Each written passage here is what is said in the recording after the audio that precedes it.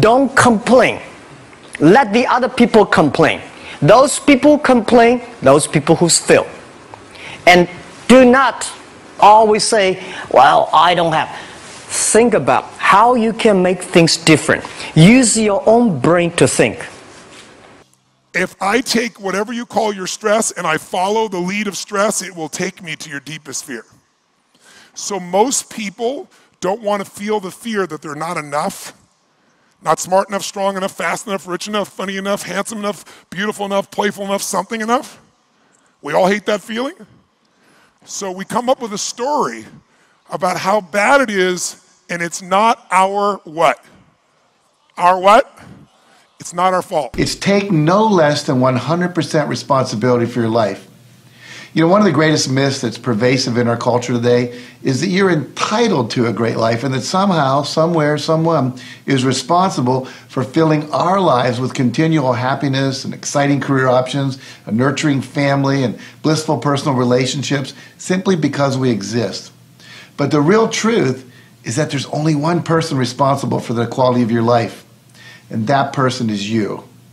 You see, everything about you is a result of your doing or not doing. Your income, your debt, your relationships, your health, your fitness level, your attitudes and behaviors, everything. That person you see when you look in the mirror is the chief architect in your life. You know, I think everybody knows this in their heart of hearts, but the mind can play games, tricking us into thinking that there are external factors that are the source of our failures, our disappointments, and our unhappiness. But the truth of the matter is that external factors don't determine how you live. You, and only you, are in complete control of the quality of your life experience. Successful people take full responsibility for the thoughts they think, the images they visualize, and the actions they take. They don't waste their time and energy on blaming and complaining. They evaluate their experiences and decide if they need to change them or not. They face the uncomfortable and they take risks in order to create the life that they want to live. How many of you have ever complained in your life? Yeah. You know? And here's what I've learned about complaining. In order to complain, I have to have a reference point of something better that I want that I'm not willing to risk creating. Now let me explain that again. I have to have a reference point in my mind of something I want that's better than what I have that I'm not willing to risk creating, so what I do is complain about it instead.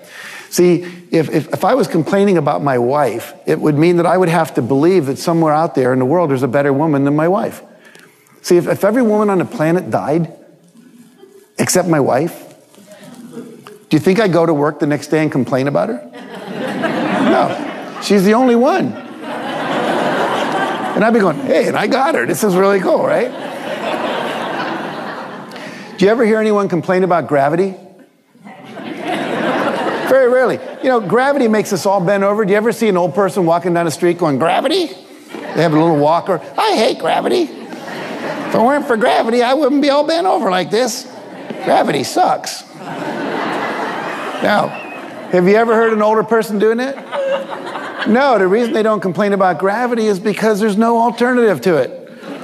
You know, gravity just is. So if someone's complaining about something, it means they know there's something they can do about it, because we don't complain about the things we can't change. So as soon as you hear yourself complaining, I want you to stop and say, okay, what would I rather have? Remember, law of attraction always says focus on what you want, not what you don't want. Because when you're talking about what you don't want, when you're complaining and blaming, you're focusing on that which you don't want, and you're accelerating its expression out into the universe with those negative feelings. And yet we'll spend a majority of our time complaining about so many things. And usually we complain about them to people who can't do anything about it.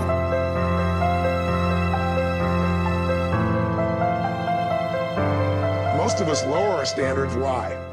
Because who you spend time with, my friends, is who you become. Quality of your life is the quality of where you live emotionally. Like, we all have a home. Angry people find a way to get angry, even if their life doesn't have anything to be angry about. We can always find it. Sad people find a way to be sad. Caring people find a way to care for other people. So one thing you got to identify is, where are you living? What's your home? What's your habit? And then the way to change it is that when I was homeless, literally on my own, just getting started, I didn't have the internet, but I decided I had to go to a library and I had to feed my mind. And I always tell people the first stage is, weeds grow automatically. One of my teachers taught me, he said, every day stand guard at the door of your mind and feed it something good. Because if Your worst enemy puts sugar in your coffee here, you're fine. If your best friend by accident trying to help you puts some strychnine, you're dead.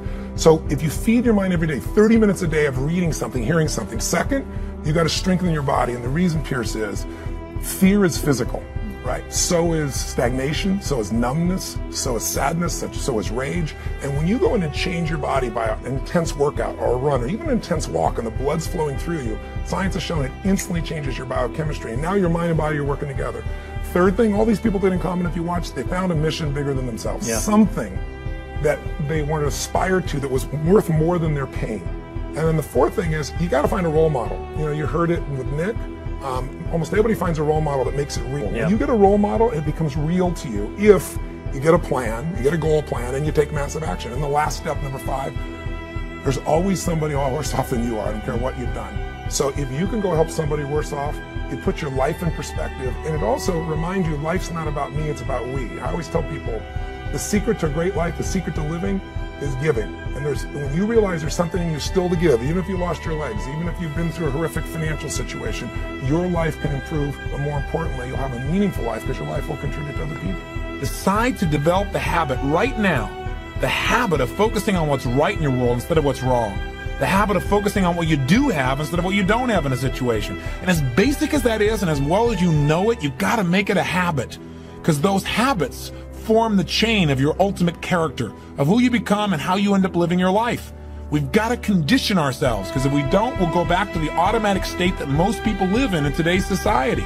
The way to develop the habit is to go on a mental diet. It's that you immediately do not allow yourself to hold a negative feeling, a negative thought for 7 straight days, day and night, even when it gets tough, even when somebody disappoints you, even when you get frustrated, even when you give your all and it still turns up lousy. Listen, if all I did was rant and rave on this tape and you didn't listen to anything else I said, but you took on this 7-day challenge, you can't believe what it'll do to your life. If you get yourself in a state of certainty that this is going to work, I'm going to find the way, and if this doesn't work, I will make the way, then you tap a lot more potential. And when you're certain in your potential, you take massive action. When you take massive action, you really believe in something, you get great results. When you get great results, your brain goes, see, I told you I was a stud. People tell me all the time, oh, I'm skeptical or I'm pessimistic. I said, no, you're gutless.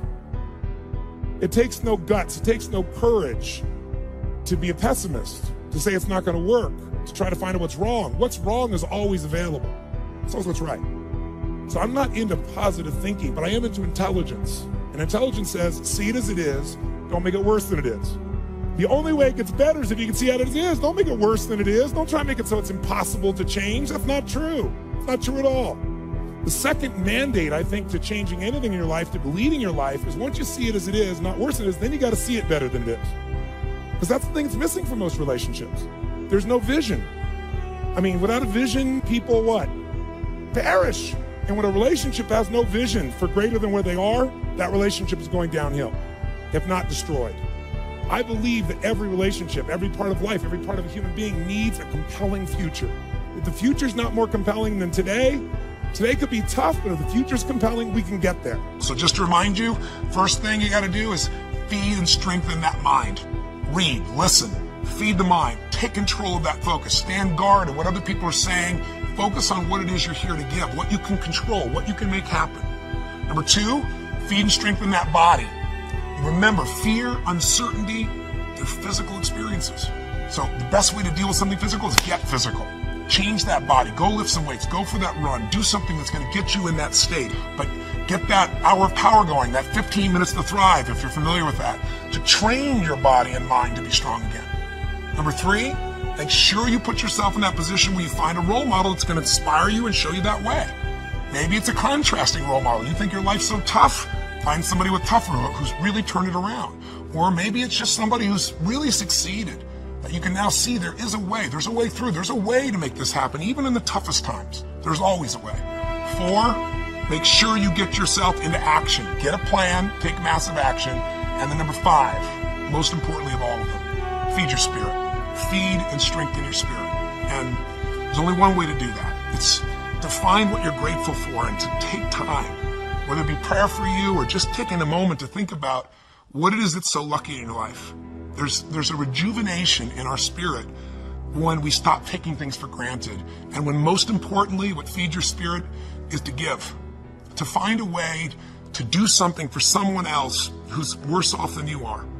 Because what is this all about? It's about strength, and it's about perspective, it's about action, it's about emotion, and it's about heart. And so many people, miss the opportunity to feel like their life makes a difference. I'm a big believer that motive does matter, that why you do something people can feel, that people may be skeptical, they may have their judgments or their fears because they've been through so much, but in my experience, ultimately, why you're doing something people feel. And if you're doing this because some part of you knows that you're here in life not just to get but to give, then there's a spark that happens in other people because they feel the genuineness of that, and there's a spark that happens in you because it reminds you what you're made for.